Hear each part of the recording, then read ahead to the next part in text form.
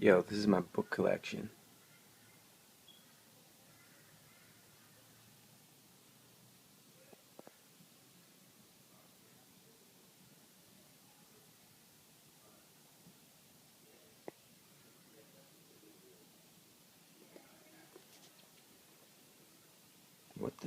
What is this?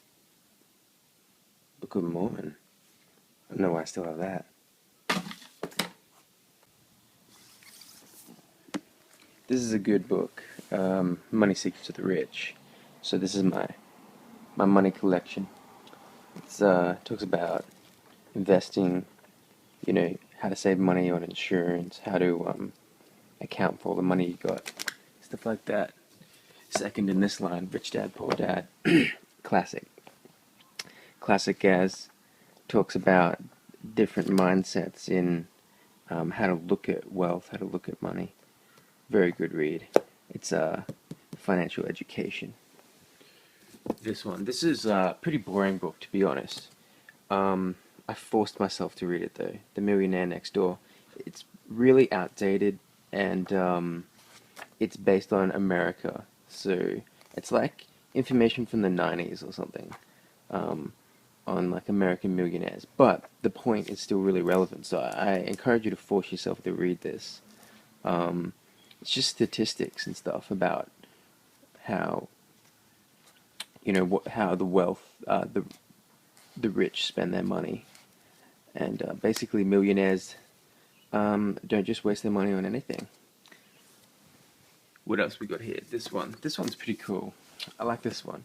This is called "The Richest Man Who Ever Lived: King Solomon's Secret to Success, Wealth, and Happiness."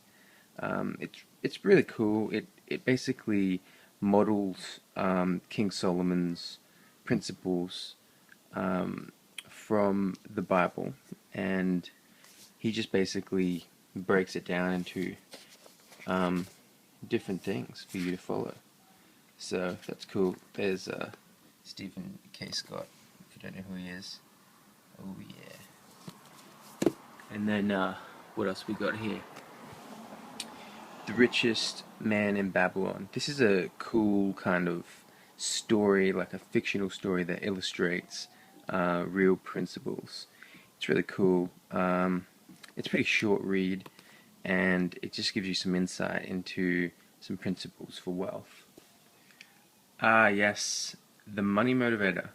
This is just a real quick little one, and basically it just goes through real little phrases to remind you about things. What's your language? He's filthy rich. Money is the root of all evil. Can't buy happiness. Words trigger pictures in your mind that then activate emotions. Discard all those words which paint money or wealth in a bad light. You're sabotaging your financial potential subconsciously. I mean, it's good to look at wealth in a healthy way, but yeah. So that's the money motivator there.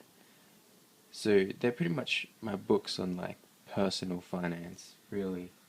I've got some other ones. What's this one?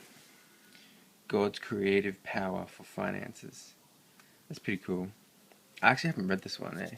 I just quickly bought this when I was somewhere. So, sweet. There you go. Finance. I just wanted to also show you this as well. Because this is pretty cool. This one is out of date, so don't worry about that date. The reason I'm showing you is to tell you about it. It's the Australian Master Financial Planning Guide. I used this for when I studied financial planning at uni back in 2010. So basically, it's got everything regarding to financial planning. And so I suggest that you buy a current version because the law updates every single year. It's always changing. But things in here are really cool just to learn about. You learn about tax, income tax, you learn about capital gains, fringe benefits, superannuation, self-managed super funds, and that all sounds pretty crazy, but then you've got investment, salary packaging, how to buy a family home, financial planning for the family, and then you got retirement planning. So, it's just kind of like, realistically, you don't fully need a financial planner for everything. Obviously, they're an expert, but if you know what you're doing, you can just invest yourself. You know what I mean? You just need to know the ins and outs of everything. And this book isn't like super technical. It's actually written for someone who isn't technical. So I suggest that if you're in Australia or if you're in a different country, get your master financial planning guide. This one's really good.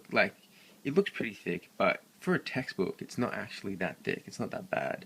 And you're not going to read it all. You just read the different sections that you want to read. See, it's all categorized there. So yeah, I suggest getting the latest one of this and devouring it if you want to get up on your finances, as well as implementing awesome principles. So you've got the principles,